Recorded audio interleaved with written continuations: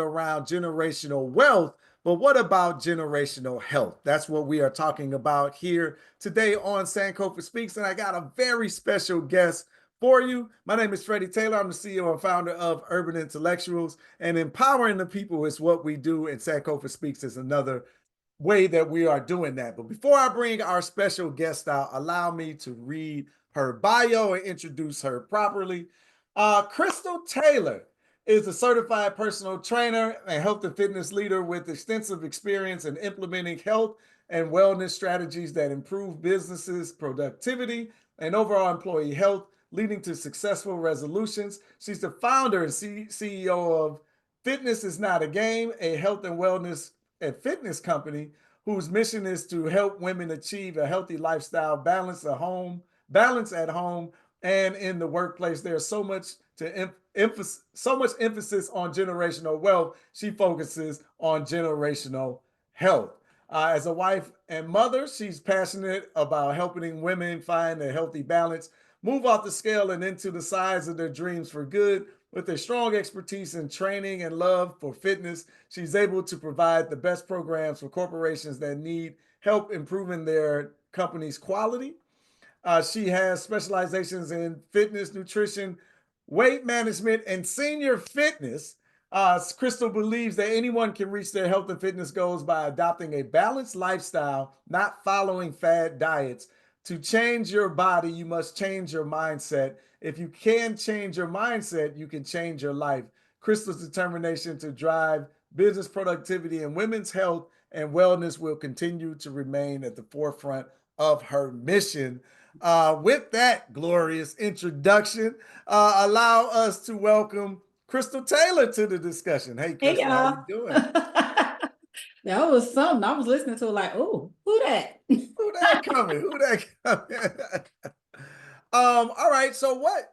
I threw the bio and we got generally what you do. What's missing from that introduction?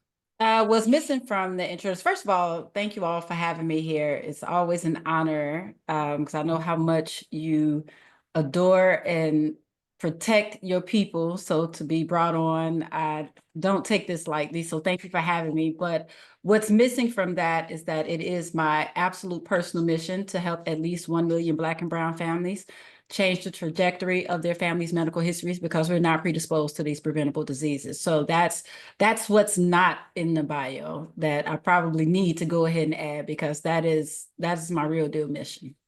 Yeah, kind of dive into that. We're not predisposed to these diseases, Preventable diseases. illnesses. Huh? Oh, I was just saying preventable diseases. Preventable diseses. Yeah, I wasn't gonna get that out. So thank you for that. I But was yeah, helping dive out a into little that. bit. I know there's more. I know there's more to it. Yeah. The reason why I say that is because so often in so many communities, but unfortunately in our community, we hear this runs in my family, right? Whether it's diabetes, high blood pressure, And so when people say that, I feel that that's a cop out for not taking control of their health, right? And so I always tell people that's not what runs in your family. It's the bad habits that run in your family. So we have to take control over it. And just a little bit about my personal story. I have diabetes in my family, strong, as they say. And so when I was I don't think I was even 25. I know I definitely wasn't 30, but I feel like I was about 25 when I had a doctor tell me that because of my family's medical history, that I was more than likely going to have diabetes within 10 years. And I was like, lies you tell, because it's been 20 plus years and guess who still ain't got it? Because just because my sister, my mom, my grandma, like real deep and close, just because they were diagnosed, that does not mean that has to be my diagnosis. So that's what I want us to realize, that for instead of using that as a crutch to just chill out, use that as motivation to do better, because you don't want to do those things. You don't want to take the shots. Nobody wants that. You know what I'm saying? Nobody wants to be on medications for the rest of their lives. So that should be a warning sign to let you know that you have to possibly do more than your friends and your counterparts so that you don't have to go down that same path. It does not mean that that is your story. Yeah. So I guess how does somebody go about, because a lot of that sounds like it comes from the environment that you're in, Mhm. right? The habits that you pick up. Like Yeah. how does one go about breaking apart for that? And like what about if like it's just such a norm in their environment? Like how do you Yeah. buck that trend and system? You know what? I think you just have to decide for yourself that you want better. Like some things, like, there's always the question nature versus nurture, right? And it's like you have to decide, okay, is that what I really want? So, um, there's a young man who wrote a book about his weight loss journey. And as I was reading the book, he talked about how high blood pressure it runs in his family, right?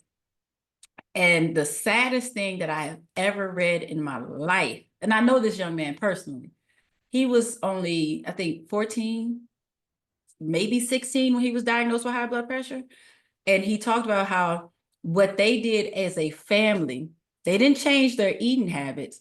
What they did was on big days, like, the holidays, Easter, Christmas, Thanksgiving, when they knew they were about to eat a lot of food, because they didn't change how they were eating, they would all joke and take their medication together on that one day.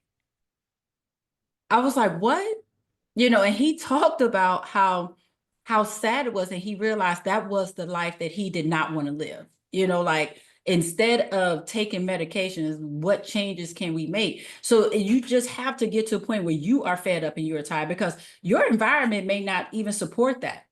So then you have to decide if you're going to switch your environment or if you're going to work on your resolve to stay steadfast. So unfortunately, there's nothing else you can do but just make the decision for yourself. I could have easily said, oh, diabetes runs in my family and just not drink water, not exercise, not watch what I eat. And just like, oh, well, it's coming, pass me that cake. But that's one thing I absolutely know. I'm so afraid of diabetes. It's such a silent killer. People don't respect it the way that they should. So I just decided I didn't want that. So I made the change. And that's literally how it has to happen. Nobody else, when it comes to your health, period, nobody can make that decision for you. Your doctor can tell you every time you come in, if you don't lose weight, this is going to happen. We're going to cut off your limbs. You could have a stroke. And people are still like, oh, well, let's stop and get something to eat on the way home from the doctor's appointment. It's literally, it literally has to be in you and the lifestyle you really want. But I will say this too, if I can back up, it's not even that person's fault. Unfortunately, we've been programmed to think that health, first of all, why is it even called healthy living? It should just be living. But we've been taught and programmed to think that healthy living is something that's difficult, that you have to make all of these hard changes and it's like a chore, as opposed to just being part of a lifestyle. That's just what, when you're 30, 40, 50, 60, 70, and that's how you've lived, it's hard to reprogram yourself from that. It really is. Yeah, so when do you think people get to that point? Is it when they get that really bad diagnosis, like your clients, right? So based on Mhm. upon the clients that you've served over the last few years, Yeah. when they come to you, like where are they at? Did they get the bad news already? Are they on the way to it? Did they have their epiphany? Like what are you seeing? What's interesting is that yes, and then something else. So, meaning that a lot of them had been teetering on a borderline of some diagnosis anyway. Mm, But because I serve women who are typically 45 and up, they've been so focused on taking care of their families that they knew this diagnosis was looming. But they felt like I still have to put all my energy towards my family. For some reason, they didn't feel like they could put energy towards themselves. It had to be towards their family. So women who are coming to me are finally like, you know what? I raised my kids. I raised them.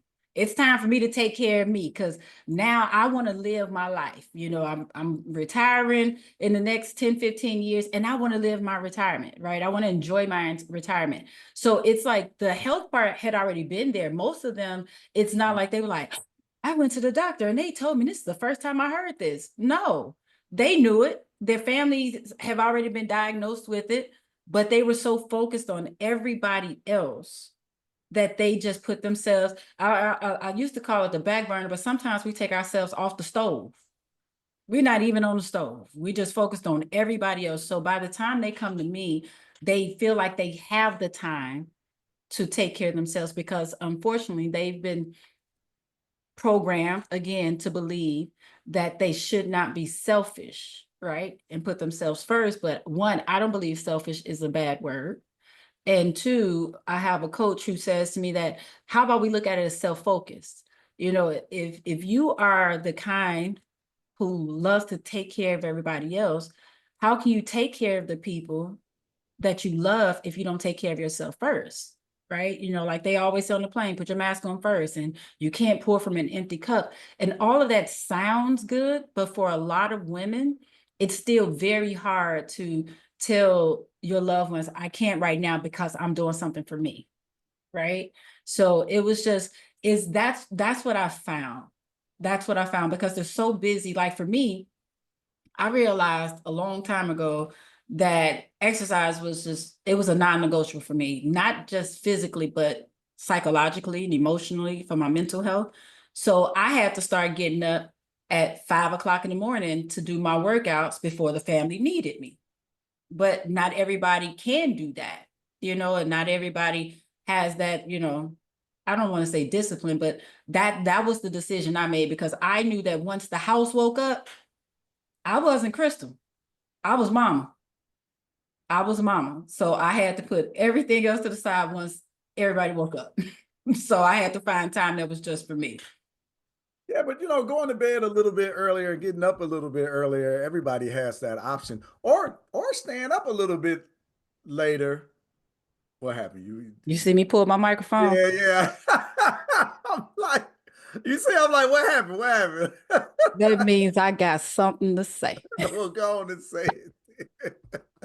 I was like, what happened? Like, Most mothers do not have the luxury of going to bed early. no, that's not even a thing. That's how, Sway? How? Because when the babies go to bed, now you're cleaning up, you're getting their clothes ready for tomorrow, you're making meals for tomorrow. You're finally trying to have some time for yourself where you can think, watch a TV show if you want to, catch up with your girlfriends if you want to, because the day is consumed with taking care of everything else. And we didn't even talk about our working moms. Right. So there's so much, especially for working moms, there is this guilt from being at work all day so that when work is over, it is family time until the children go to sleep. So if it's work, then family, where's the time for her Mm, when the kids go to sleep? It's not fair for the woman to only have work, family, sleep, work, family, sleep. You know, so it's like, okay, maybe I get a few hours myself, give me some wine or tequila if I want to. And just because I'm grown and I want to act like I'm grown. So going to bed early is not, it's not realistic for most mothers, for most. okay. There are some situations where it can happen, you know, but it's not too realistic. And especially in this day and age where so many people are working remotely, even when the children go back to sleep, they're getting back to work. Yeah, So that's real. yeah, so it's really hard. It's really hard. You know, most we're supposed to sleep 7 to 9 hours. And whenever I ask people, how many hours a night do you sleep? Most of them say 5 or 6. That's interesting. In the comments, let's put down in the comments how many hours a night are you sleeping. That's interesting. It'd be interesting to see. So while they're dropping that down there, I'm thinking, okay, because weight loss is clearly a thing in our community, right? Like Yeah. we need to tighten up, right? Let's say. But I know in our community the lifting weights and working out might be a bit intimidating. We have the joint pain, we got pains in our back, we got low energy, all of those things as well. So I definitely want to get into that conversation. But before we even get there, I know you're not a fan of fad diets, right? Because they got this new diet out right now, and I don't even know what the diet is, y'all. I just know it's a diet out there somewhere, You know it is. right? I don't even know what it is, but why are you so against fad diets? And then how can I lose weight without really changing my eating habits too much? You see my eye twitch a little bit when you said You diet, ain't don't pulled the microphone, so I didn't feel the urgency you know there. what? It's gonna come. It's gonna come. But you said it though. Fad diets. It's fads are temporary, diets are temporary. So that's why, and there are actually a few reasons. The average American adult will try 55 diets in their lifetime. And that sounds so impossible. But let's do some basic math. If adulthood was 25 to 55, that's 30 years, 2 diets a year, boom, you already hit it. Somebody's probably on their third diet this year, right? So when that happens, a few things happen. They get frustrated with the yo-yo dieting. Like, what happened? What happened? I was making progress, blah, blah, blah. They get frustrated. Now, to me, 55 diets means you try 55 times. I'm going to pat you on the back like you are trying, bro, you are trying, sis, you are trying. But for the average person, that feels like 55 failures. Then you get to a point where you say, you know what? This one ain't going to work either. That's what they'll say. This ain't going to work either. So why even try? And they'll just give up as opposed to looking for what's sustainable. Like, what are the tweaks that can be made? How can you make this a lifestyle? So that's why I'm not a fan of fad diets, just because, and not only that, not only does it impact you psychologically, but it also impacts your body. Because a lot of these fad diets are drastic and they cause drastic weight loss that can harm your organs. So you think that you're losing weight so that you can reach a goal weight to live longer, when you're actually doing more damage, as opposed to, because we're like a microwave society. We want stuff that's fast. You see somebody and they look like they lost a lot of weight fast. You say, girl, what you do? Well, I'm going to do that too. Try to lose it real fast, as opposed to saying, you know what?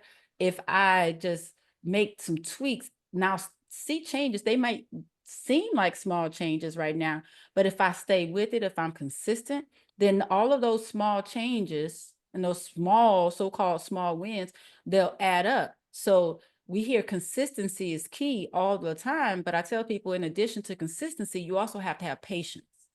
You have to trust that process to see that half a pound this week, if you add that up to 8 weeks, how many pounds is that? That's 4 pounds, right? Then you keep on going. If you stick with it, as opposed to expecting everything to change because you ate a salad today, you lost 5 pounds. No, ma'am, that's not how it works. Just like, eating that one burger, it may feel like it, but you didn't gain 5 pounds from that either. So we have to be patient with it. Our mothers know that the doctors used to always tell us, Mom, it took you 9 months to gain it. Give yourself 9 months to lose it. I was like, man, I don't want that. Nobody wants that. But I challenge people to think about how long you've been in this battle with your weight, right? A lot of people that will say 5 years, 10 years. Some people say my entire adulthood. Well, if that's the case, don't expect it to be fixed in a month, right? Give yourself some time. And don't even focus on that number on the scale. That's the other issue. We have been so programmed to believe that the number on the scale is the end all be all when it comes to health. But you can reach your goal weight on the scale and your A1C is still trash. Your blood pressure is still trash. Skinny people die every day.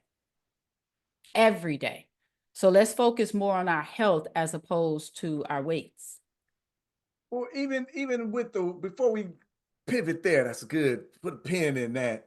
What about I could just stick myself Oh, Lord and Jesus. I could this ain't like a fad diet. You can just lose the weight. Like, what do you think about? If you wanted me to pull the mic, all you had to do was say, pull your mic. That's all you had to say. That is all you had to I'm say. just saying, I know somebody's thinking it, right?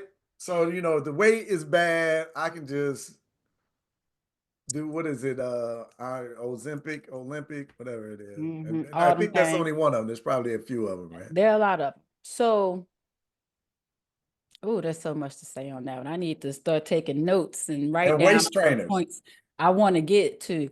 So, a few things with that. I'm gonna hit on a couple things. Go hit on a Up couple. on some toes. I got to get my mic real close. And thank you for drinking your water, Tamiko. But a few things. Let's all cheers to this. Wet my whistle. It's amazing. I found a few things ironic about that. One, these people who will stick themselves every week to lose weight won't go donate blood because they don't like needles. One. Two, you'll spend all that money on those doggone shots, but then complain that salads are too expensive and the baked version is too expensive as opposed to the fried version. Three, you're pumping drugs in your body, but you claim, you're quick to do a detox, which is really just a flush because you claim you want to live healthy, but you're pumping your body full of drugs just so you can be lazy. There are some people who need some assistance, sure, but it's sad to me. And this was also, I think it's extremely selfish and lazy because those drugs weren't even made for weight loss. They were made for other health reasons. So now the people who need them for health reasons can't even get them because people who don't just want to go walk for 10 minutes. People who don't want to drink water as opposed to drinking soda, who don't want to cut how large their coffee is, the people who feel like they need all the cheeses and sauces on everything just so they can shoot themselves up, they're out there buying it. Like, are you serious? Like, it's honestly, and it, man, why you do this? Because you knew it was going to make me mad. You knew it was going to make me mad. And the sad thing is that these drugs still aren't fully tested because now they're finding out that these drugs are even leading to dementia. And people still like, oh, well, I guess they think that they forget their fat days. I don't know. But it's just, I said it. I'm sorry, but I said it. But it shows though, again, my anger is not even at the people who make these decisions because like I said, for some people, like when you get to a certain point, it can feel like desperation, like I've tried everything, something has to work. Because what it is when we start gaining weight, we're gaining weight and losing our confidence, we're losing our happiness, we're losing our sense of identity. There's so much, we're getting so many aches and pains. So you do get to a point where you become desperate and you do just want that pain of desperation to be gone. So I get it, so it's not at them. It's again with exactly the doctors pushing these drugs as opposed to the healthier lifestyles, having that conversation to say, okay, making it make sense as opposed to just trying to scare them. Because if they haven't realized it now, scaring patients isn't working. It's not. But if you make them see that it's not that hard to make smaller changes and stop trying to tell people what they can't have. Nobody, whenever you can't have something, that is all you want. But if we talk about how to balance it out, say, oh, I can still have pizza every Friday. I can still eat my wings. I can still have my wine and I can still be healthy. Wow. Okay, let's talk. But they're not having those conversations. They're like, stay away from fried food, stay away from. Nobody likes that. So it's so multidimensional that you have to hit it from so many different angles that it's difficult. It's a very complex web. Well, let's take it to the generational health conversation Yeah. because don't I mean I'm often quoted around here said, "Hey, we got to get our shit together." Yeah. Right? So this is really part of it because the next generation is really watching. Can you kind of talk Yeah. about the habits that you're generating for your children and your grandchildren? Yeah, again, multi-level. Sometimes we don't even realize how we're impacting our future generations just by our own actions. I frequently have the conversations with parents about how they talk about themselves, Mm. whether they think their children are around or not. Our children think we are amazing, even though they don't act like it all the time. They do, right? They think we're like the kings and queens. And if I am walking around talking about myself in a negative way all day, I need to get my this together. I need to lose some weight. Oh, look at this snack. These babies start looking at themselves in the mirror like, wow, if mama doesn't like what she looks like, then what do I look like? I have a client, her daughter weighs herself every day. Ask me how old her daughter is. How old's her daughter? 8. Wow. Heartbreaking. So she asked me, so I actually had a meeting with her daughter, and so some of the things I talked to her about was like, one, you have to reframe how you look at and speak to yourself, one. But two, also when it comes to foods, how we talk about foods in front of the children and to them, it matters, right? And when we're talking about food being fuel, that's one thing. As opposed to don't eat that, you're gonna get fat. And we think it's cute and funny to call them your little fat self, your little skinny self. Stop it. Cut it out. That's not cute. It's not funny. And when we talk about the foods, as opposed to saying you're going to get fat, how about we say, oh, this has so many simple sugars in here. You know what we're gonna do if we eat too much of this? Not that we shouldn't eat it at all. We're gonna, some we get all hyper and happy, then we're gonna pass out, we're gonna sleep. We don't even have energy anymore. But if we eat this, you know what? We're gonna feel good. We probably gonna go walk in it and we still gonna be able to hang out and watch TV. It's a difference the way you talk about how the food impacts your body and your behaviors, as opposed to saying it's gonna make you fat, right? So, and when you have the kids cook with you and say, you know what, you know, yeah, I love a good soda too, but if we drink too much of it, this is what's happening. Have you ever noticed how much sugar is in there? If we eat too much of this, then our teeth might fall out.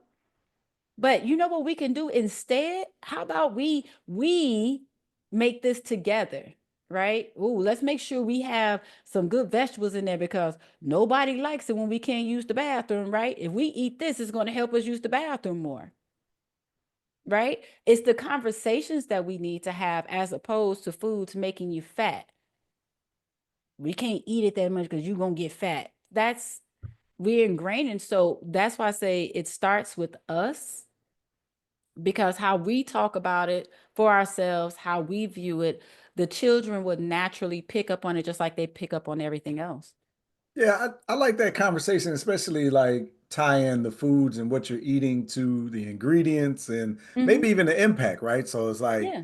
hey, you have such keen eyesight. That's because you eat carrots, right? Yeah. Carrots are good for the eyes, right? And talking about the different parts of the body. So I love how you can mix like a science lesson into eating, right? Eating is Yeah. science, really. And like listening to you today, I wrote down it's almost like you're a health therapist, right? Mm. Because you're having these conversations, and like a lot of times I'm listening to you talk, and you're Yeah. like, my they're saying this, and then let me tell you this story about what's happening with the client. Guess how old? Like it's like, man, like it takes. I am It's a not. lightweight therapist. Right, yeah. So I mean, I know you're a health Yeah. and fitness coach, but it's not, I ain't gonna say it's less coaching, right? But it's more than just the X's and O's of, hey, you need to take in, this needs to be your caloric intake, Mhm. you need to work out this many times. So it's actually deeper than that.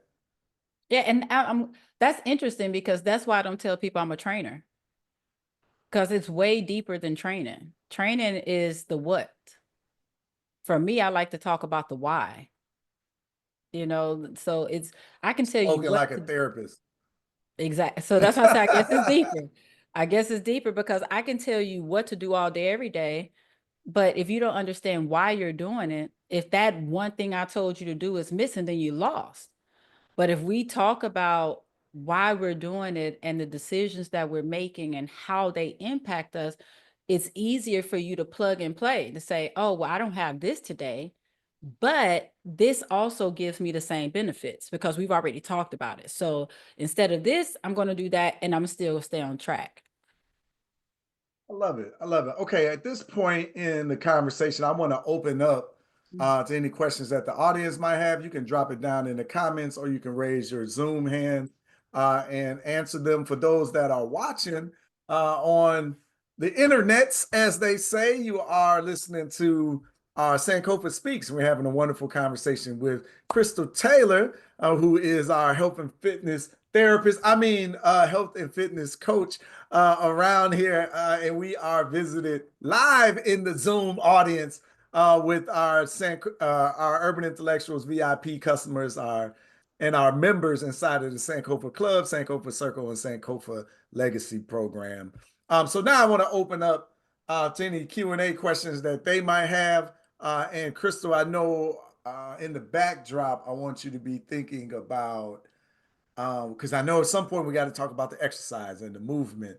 But my back hurt, but my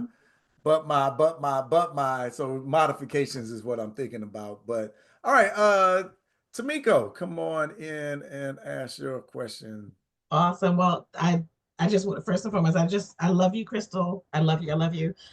You are incredible. And I don't think everyone really fully understands your many talents. Because you talked about a whole bunch of stuff, but one thing that we didn't bring up was menopause.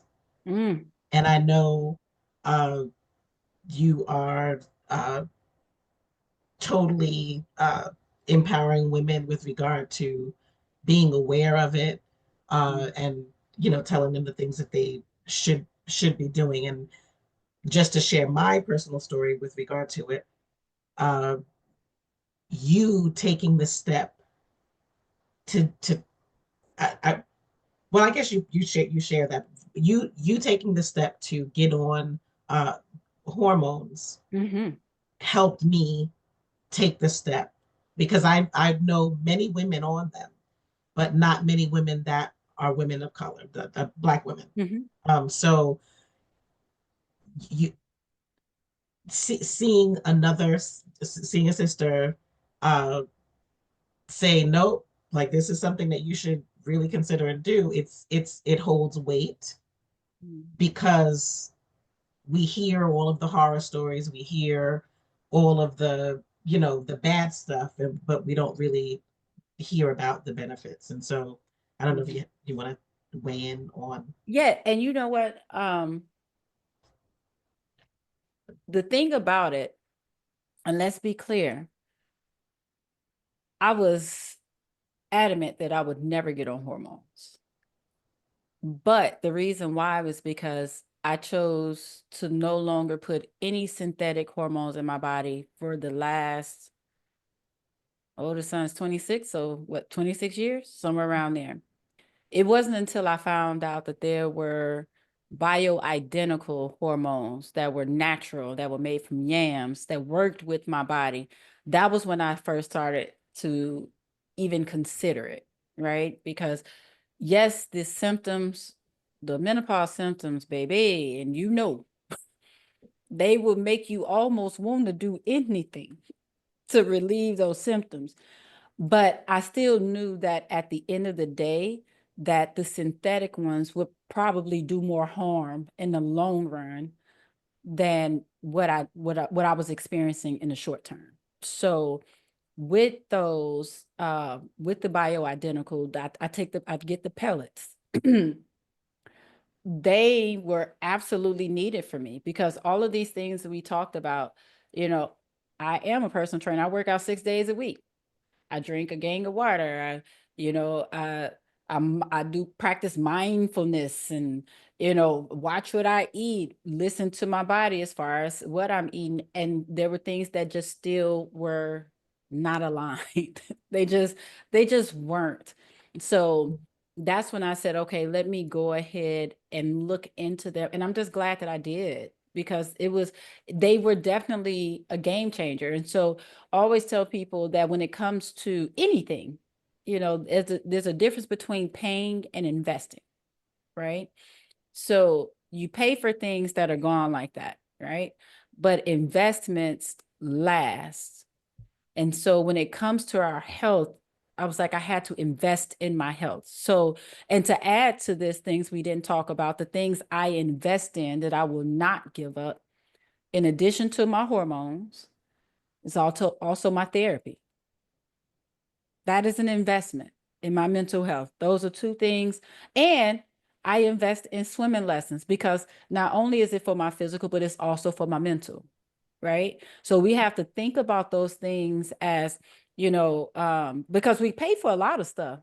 We'll pay for this food all day. We'll pay for a good steak. We'll pay for a good glass of wine and all of that stuff. That's a payment. That's not doing anything for you down the line. So I had to think about the things that I was willing to invest in for my long-term health. And that was one of them. It was because the unfortunate thing is, and boy, we ain't finna talk about this either. The crazy thing is that it's not covered by my insurance. Right. The sad part is, right? That's the sad part. I can get all this other synthetic stuff and they'll get that to me. You get some hormones, you get a drug. But when it's really good for you, they hold it back. I say it all the time. This government wants us dumb and dead. Dumb, sick, and dead. Seriously. So we have to think about what the investments are. And if I have to pull back from something else that I'm paying for, then I will, because it's an investment. Because this menopause thing it's real. It's It is it's so real. And it's way bigger. It's so much more than hot flashes. So much more. can you go so can you go over I'm not sure if there are people on here today that are going through perimenopause, Mhm. if they're in menopause. Uh, However, can you go over some of the symptoms that people may not be aware of that are menopausal symptoms? How much time we got? I'm so serious. Okay. And it's crazy because I just did a training on this last night. I was about to pull up my deck real quick Go and for show it. you. Oh, do you? Y'all, oh, are you serious? Y'all really want me to do that? Hey, if you got Yeah. time, we got time. I got time. Look, okay. And you know what? And I talk about this too, because yes, women need to know, but I'm very transparent about it, even with my sons, like family, friends, all of that good stuff. And I say it because people need to know how serious it is and how deep it can go, because it does impact relationship, impacts productivity at work, it impacts so much stuff that it really needs to be talked about. So y'all, I'm gonna pull up this list, and if you scared, good, because you should be, because this is tomfoolery. This is tomfoolery. Let me get the list up, and I'm gonna show y'all how long it is. All right, here we go. Y'all ready? And I broke it into categories. Y'all can see that. Mm-hmm. All right. First up, the vasomotors. Those are the ones that they talk about the most. Hot flashes, night sweats, body odors changing. That's why y'all starting to see all these commercials for full body deodorant, right? Because women are like, wait a minute, my whole body smells different. Next up, how about we talk about the oral issues, burning tongue, your doggone teeth are bleeding, your gums are sore, your gums are swollen. With your nervous system, you feel like you got shocks going through your body, you got tingling extremities. And by the way, in 2016, when they thought I had MS, it was doggone menopause coming and they didn't know it, right? Got me taking MRIs and everything, but it was doggone menopause. Digestive issues, you got bloating, you're constipated, you got diarrhea, psychological, mood swings, fatigue, depression, anxiety, loss of libido, irritability, difficulty concentrating, memory lapses. And then when it comes to the physical, we got hair loss, allergies, brittle nails, vaginal dryness, sleep disorders, dizziness, incontinence, osteoporosis, breast pain, headaches, joint pain, itchy skin, regular periods, irregular heartbeat, and you got weight gain. but they want to tell us we being dramatic when we going through it. That is just hot flashes. It's thank you for that because and believe and that's not even an exhaustive list No, they because I think had they're to more. absolutely because I had tinnitus. I Yeah. had Oh, my tinnitus. ears were ringing yesterday. Oh, oh my goodness! And you spoke to the doctor. Nothing. No awareness. Nothing. It's like you feel like you're getting gaslit. Like once you do this research and you realize the 70 plus symptoms, it's just like wait a minute. And this And is so important. I'm so right. sorry. Mm-mm. The reason why I talk about this so much is because you have to be educated in order to advocate for yourself, right? Because, and you know what? My mom's been gone for 15 years, and I can't tell you how frequently I wish she was here so I can ask her, like, ma'am, did you know all of this? And they typically don't. So they couldn't tell us, right? Because they didn't know. So I believe it was 2021, I had a gynecologist come speak to my coaching clients about menopause and weight loss, right? And so I'm letting her do her thing. And when she started talking about some of these symptoms, it felt like she was talking to me. And I was like, wait a minute, what? Because we think that these are so many isolated events that we're not realizing that it all comes together, right? I was wondering why all of a sudden I was having night sweats, waking up every night, like, what the heck? Like waking up in the middle of the night and I can't go back to sleep. And I'm laying there like, what is wrong with me? And now I'm grumpy when I finally get up in the morning because I didn't have any doggone sleep. Why is my shoulder hurting? I remember being on a call one day on a Zoom and I got a private message from somebody said, are you okay? And I'm like, yeah, why? She said, you've been rubbing that shoulder for 15 minutes. And I was like, really? Thought I had carpal tunnel, all types of things, right? It wasn't until Dr. Mia talked to my ladies. And so now we're having a conversation about how do we find out for sure if we're perimenopausal. And so she told us the steps, go to the doctor, get your levels checked, blah, blah, blah. So I had a hysterectomy in 2019, which means we all know that means I no longer have my cycle, but I still have my ovaries. So I asked the doctor if I could get tested. And she said, well, because you no longer have your cycle, we can't test you because we typically test on day 3 of your cycle. But because I was educated, I told her, ma'am, I'm experiencing this. Oh, the memory lapses. That was, I lost muscle mass. That was another thing. But when words started getting stuck in my head, literally for days, that scared me. I speak for a living. I can't lose my words, right? And it was embarrassing. It was scaring. It was scary, all of that. So when I read off the list of what I thought were random events, that's when she said, oh, okay, let's go ahead and test you. And immediately it came back like, yes, ma'am, you are. Thank you.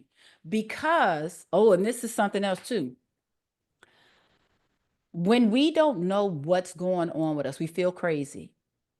And that adds stress. Stress exacerbates the symptoms of menopause and makes it worse. That's why Black women go through menopause quicker and earlier than our counterparts because we naturally have more stressful lives. I had my therapist told me in 2016 that I was premenopausal. And I was like, no, I'm not. No, I'm not. But she said then, she said, Krystal, it's not hormonal first. It's psychological first. Excuse me. She was like, and I'm listening to you. Your mindset has shifted. So we have to be educated on these things so that we can say, okay, this was going to, because just knowing relieves the stress. Like, okay, that's what it is. So now I can focus on these. And now I make it a joke. I blame everything on menopause. Oops, stub my toe. That's that menopause. Can't stop sneezing. Must be menopause. That's so funny. But what you say is right, that even though this is a woman's issue, Mm-hmm. it affects men too, Yes. because and like you said, the relationships, because if men were aware of this, Mm-hmm. even if their spouse, their wife, their loved one, sister, whomever is not aware, they can say, you know what, this might be what she's going through, and they can have some compassion, some understanding. They can also do their own due diligence, and it could help eliminate a lot of challenges that happen as a result. There's like the divorce rate for this time in a woman's life is very high, Yeah. and I think And that has a lot to do with the lack of understanding. I agree. I said the same thing because what's also happening is that men are going through their own, what is called andropause for men, what they've considered to be midlife crisis. They're going through the same things, right? So that's why the conversations need to be had. Like, okay, you're here, I'm here, I'm here.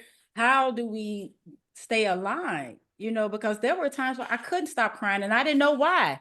I know what was wrong with me, just like what is happening. And in my head, it's not making sense, but I couldn't control it. When those hormones are doing what they're doing, it's not so much that you can do about it except acknowledge that, okay, this is one of those moments. What do I need to do to step away? How do I communicate it? All of those things. I made so many apologies because there were times where I could not control what I was thinking and what I was feeling, no matter how much I wanted to. Like I started having anxiety attacks. I had never had that before. And I kept saying it was sensory overload.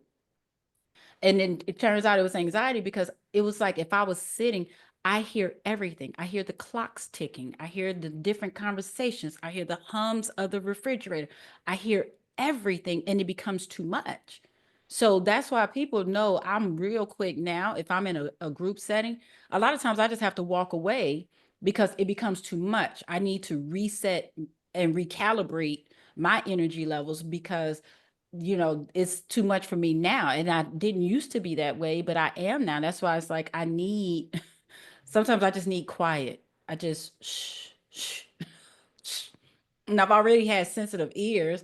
I got mommy ears. I hear everything. So sometimes it's just like shh, shh, just let just stop. So yeah.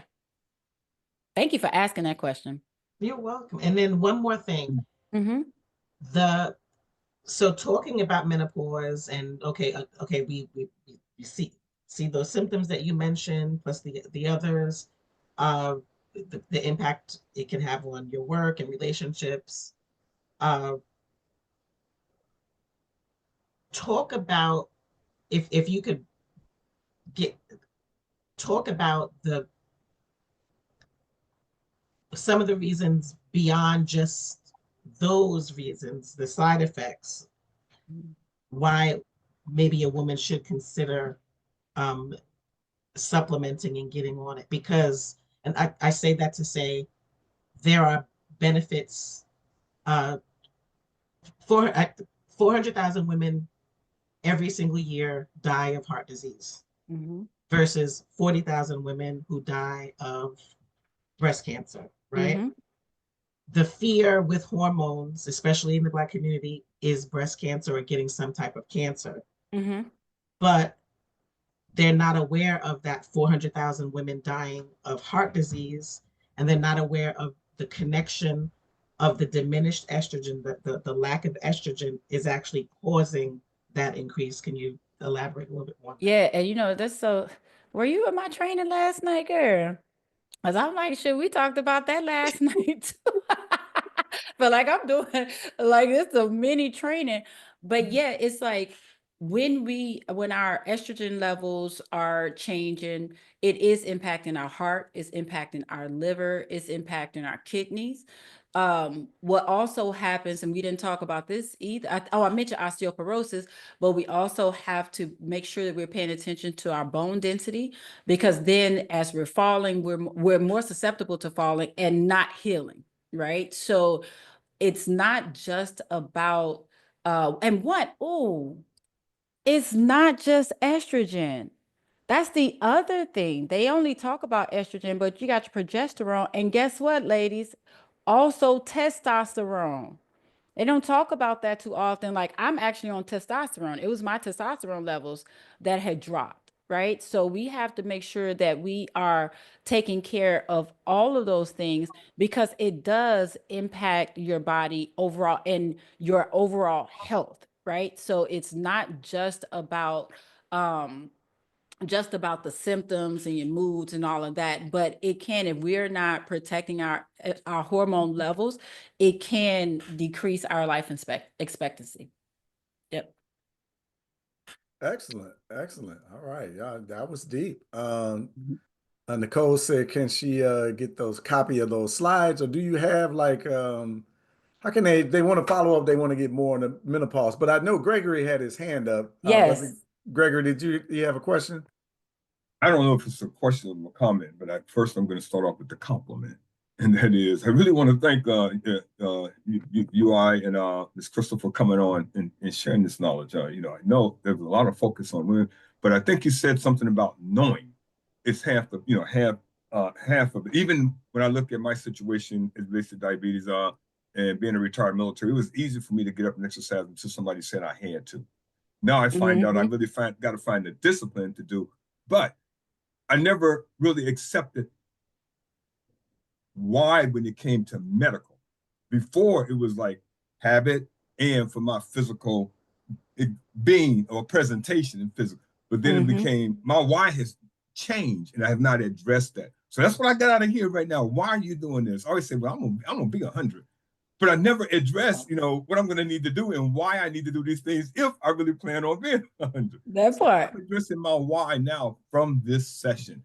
The other thing I want to transition to is to, I think that I'm going to go back to what Freddie said. When we need to get our shit together. Yeah, that is so powerful because when you talk about what you ladies are going through, and I look at the mistakes of 73, I had no one to tell me.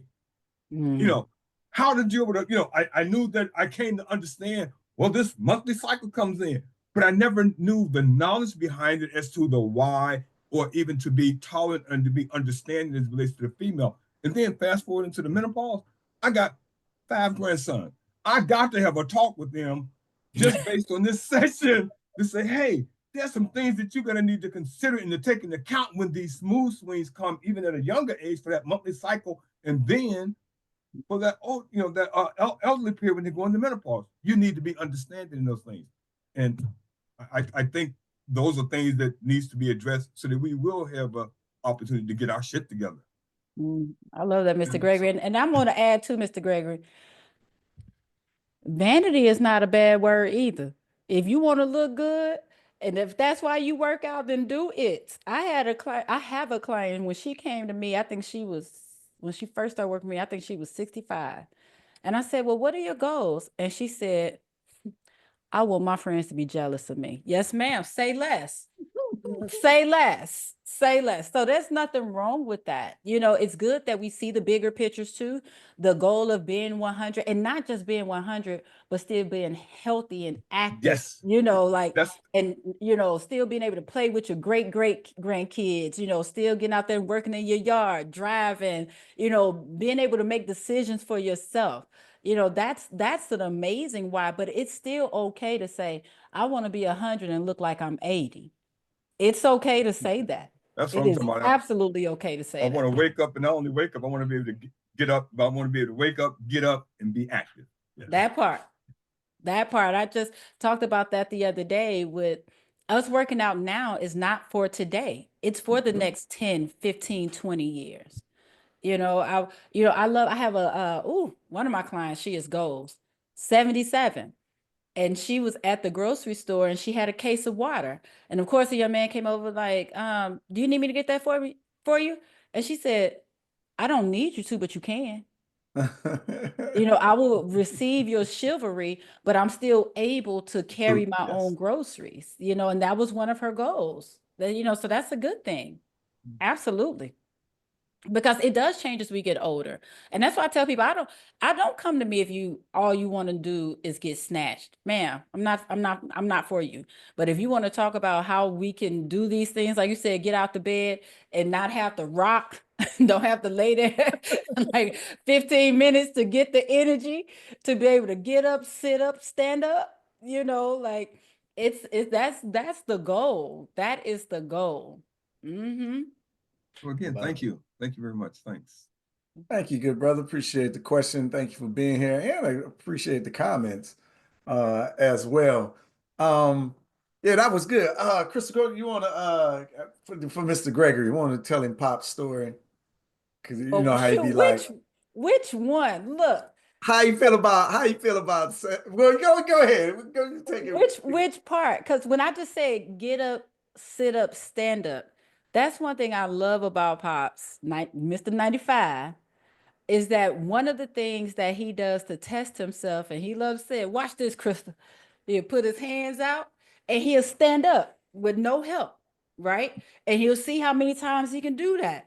Or he'll get on the floor and do a plank.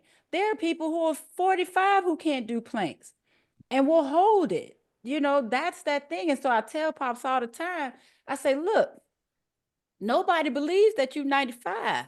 They think you're 75. He like, me? Yes, sir. Every time I tell somebody that you're 95, they call me a liar because you still out there living, you still, cutting the grass, still trying to shovel the snow. But he said his friends with the snow blowers are dead.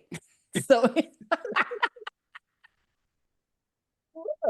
that is goals. But the Yeah. thing about it is that he didn't just wake up that way. Mhm. When I met that man 30 years ago, he had his own vitamin closet. It was like a vitamin store. Everything you needed was there. But then now, what he still does to this day, he'll say, Krystal, come here and look at my chart. He'll pull up that chart, his medical chart on his phone real quick, got printouts. So he's watching his levels and he's talking to his doctors, asking these questions. He's involved in his health. Now, he might drink the juice, the sauce out of the Vienna sausage can. He might eat a pack of tartar sauce. Different. He was born in a depression. Born in 29. Look, everybody's stomach can't handle that. Yeah. But he's also at the spa every chance he can get. He's constantly walking every chance that he could get. Has a bike, doing senior Olympics, will still pull out that ab wheel. Yeah. You know what I'm Yeah. saying? At 95. That's goals. And it makes me mad because we have people who are 35 who won't get off their butts. Mm. Make it make sense, Lord. They think, and that's why I tell when I meet girls who are in their 20s, baby girl, yeah, you still look good now, but you could also look good on the outside and be trash on the inside. So don't take it for granted. Build those habits now so that Yeah. you can get to 95, so you can get to 100 and still do all those things. Yeah, yeah. So 95 Pops, that's my dad, y'all. And he I wanted you to tell Which one? you're right, it's always some That's the stories with same. I him. told about 6 of them, and I still didn't Yeah, hit the one. Which one you want? he did. But remember oh man, you weren't on that trip. Morocco? Uh when he met the sisters, they were like 72 and Oh, no, you got 74. to tell that one. Yeah, yeah. So we're like, one, he travels, right? So he's still traveling. So when we do the Sankofa experiences, right? So we take people on uh travel experiences around the African diaspora, right? So we're in Egypt. He's 93 and we're in Egypt cruising down the Nile, right? It's a 3-day cruise down the Nile. We're on the top level, it's a pool, it's a bar, music playing, the breeze. We're on the Nile, it's a beautiful scene, right? So we're all having conversations up there. And Dad was like, I like them two young women, that was talking or whatever. He's like, yeah, he was like, oh, it was like they sisters. He's like, yeah, the sisters. He said, how old are they? And I said, oh, they're 72 and 74. And he said, oh, young women, you know. Like, I love it because, it's all perspective. It's all It perspective. is. You see yourself one way, but somebody look, and he'll tell you, oh, you impressed at 90? You should have saw me at 75. Like he will Look, tell you. look, Am I lying, Chris? no. So, and since we talking 95 stories and travel, when y'all went to Morocco in 2017, 18. 2018, Pops calls me from Morocco. And I'm like, hey, Pops, what's going on? oh, have you talked to Freddie? I need you to find Freddie because the housekeeper locked me out on the balcony. And I was just like, okay, like let me reach him. So I found Freddie and I was like, Pops got locked out. So I called Pops back. Pops said, yeah, because I was just gonna jump off the balcony and go to the first. Sir, you are not gonna jump off that balcony. You're not. You're not. You're gonna sit there and wait for your son to come let you in that room. But the fact that he even considered it at 90, at almost 90. Yeah. He was only 88 then. He That's was what I said, only almost 90. 88. He was still a young buck. But he was really like, I think I could get down there. No, sir, you're not. No, you're not.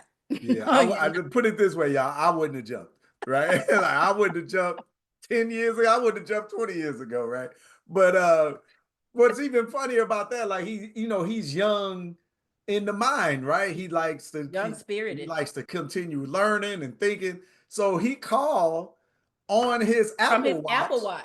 because he left the phone in Phone in the room. yeah, and the housekeeper closed to lock the door. So he calls Krystal on the Apple Watch. She gets in contact with me. I come in the room. I was trying to find the picture because y'all, maybe I ain't right, but my You're not first right. reaction He didn't was let I his gotta daddy take a in, picture of y'all. it. He took a picture of his daddy sitting out there, locked out on that balcony. Yes, he did. Yes, and I did. I'm gonna find that picture. Yeah. I was trying to find it. I was like, man, if I could pull up this picture. Uh, Look, I'm gonna find it because I had to, y'all. I mean, you gotta capture that moment, man. Like, come on. I said, how do you take a picture of your daddy before you let him in? I don't think we got time. I think we kind of over time right now. We hey, oh, I love to see that picture, but it is hilarious. But that was a great trip. He definitely enjoyed that, man. But Yeah. I mean, that was 88 back, 2018, right? So we get a lot of our people, afraid to move around. If you start to move your body now, you can move your body later, right? So you don't have to age. You can't age gracefully, right? Like it can happen, and you got to stay moving. But I love Krystal told the story. He always say, man, no, don't give me no snow Mm-hmm. removal equipment. Like all my friends, they all dead. They got Mm-hmm. He's very serious about it. And so and serious. it's so real. It's Oh, so funny because I found a picture of him doing the planks and the videos, and he also tell you time it. Pull out the timer. Let's see long I can hold it today. oh, can you share? The video, let's see. Oh, you know what? He was on his knees. I know what he's doing. Oh, and this was also what he does. We talk about the big things, right? This was a test that he was doing just to test his flexibility and his knees. Oh, you A can lot go. of people can't sit like that now in their 30s and 40s, right? But he was like, I'm going to test it and see if I can still just sit on my knees. Somebody just probably winced right now just thinking about sitting on the knees like that. Yeah, But yeah, yeah, that man is amazing. he He is is one of a kind. absolutely amazing. Yeah, I'm a yeah, I know I got that picture. It must not be dated correctly because that's one of my favorite doggone pictures of that man sitting out there on that balcony and he was cracking up too. Probably Cracking posted it on up. social. All Yes. right, so Tamika, we'll have to hold us to sending out that picture. We'll put a story around it, and y'all will know when you see Dad sitting on that porch. Y'all will know. Y'all don't know the real reason we sent that. Maybe we'll send it promoting the Morocco trip or something like that. But So dirty. I ain't right, y'all. I ain't right. So dirty. Hey, but listening to you, I think hey, we should invite Dad out for Sunday dinner. Or maybe I need to do Dad on one of these episodes and let him talk through all of his stuff. So that would be good too. Oh All yeah. right. Um, all right, Krystal, give the people some links. How can they catch up with you? The menopause slides. Can we get some more on menopause? How can we work with you? You got a book or anything like that? I heard you got some recipe books or something, Look, right? Aren't you an I, I author? I have I have a few things out there. So if y'all foodies like me, because I love food, I did release 2 cookbooks because what I absolutely know is that most people struggle with how to eat and what to eat and stay on track. So I released 2 cookbooks. Both of them have 52 recipes in there. And then because so many people uh, are tied down to trying to find their ideal weight, and it's not like I said, it's not the indicator of your health. All it does is measure your gravitational pull towards the earth. I wrote a book called F the Scale. Don't let the number weigh you down. Just because unfortunately we have gone to extreme and unhealthy lengths just to reach that number. So I want people to focus more on the numbers that are actually important. So you can find all 3 of those books on Amazon. Sorry, I don't have. Oh, I might have the link. Not sure. I think so. I might have the link that I can drop in the chat. But then also, if anybody wants to follow me, I'm Fitness is Not a Game on all the socials, YouTube, IG, Facebook. But then also for my ladies who may be going through this menopause thing, I do have a menopause wellness toolkit that includes all the things that you need, nutrition, movement. Oh, we didn't even get a chance to really talk about movement too much, Freddie. You talked about that, but sleep, all of that is in there. I think it's only 17. And then also for anyone who's looking for some long-term help, I do have a coaching program that's monthly where you get the exercise, the meal plans, but the most important thing is like the it's not like, but it is the community. So it's an amazing, basically a menopause support system. We meet every Saturday so that we can talk about the things that you need in order to keep moving forward. So for here's the link to the author's page, Freddie. I see you clicking. Oh, okay. The Amazon page. Yep. All right, so you got the Shift Coaching Program book. You got a link to your Amazon for your books. Tamiko, Yep. can you make a note of those so we can grab those? And Uh, what I'll do is because those are different slides. I'll see if that it may be, I don't know, I might have an infographic with all of the unfamiliar symptoms of menopause. And that's just important because so frequently we will overlook them and think that it's just whatever and lose our minds over it. So that's why I like to make sure that women know that if you're experiencing multiple symptoms like that, to take heed and take note of it. yeah, okay. Man, I had like 12 thoughts for you, like Mm. right there. I guess we could talk offline, but yeah. Okay. I'm not. All right, but yeah, I didn't want to take up too much of your time. I appreciate you spending some time with us here in the Urban Intellectuals community. Hopefully, everyone enjoyed the discussion today. But I want to thank you again, Krystal Taylor, everybody. Thank you for Let's give having her a me. round of applause for coming out and blessing us this afternoon. This afternoon, yeah, the Yeah. first time we got our afternoon session. So thank you again for joining us. Peace and blessings, sister. Thank y'all. Um, all right, we want to stop. I think stop recording, Tamiko. And then like I'm trying to introduce a piece where we give the audience an opportunity to tell Krystal how did you appreciate the conversation today. Oh,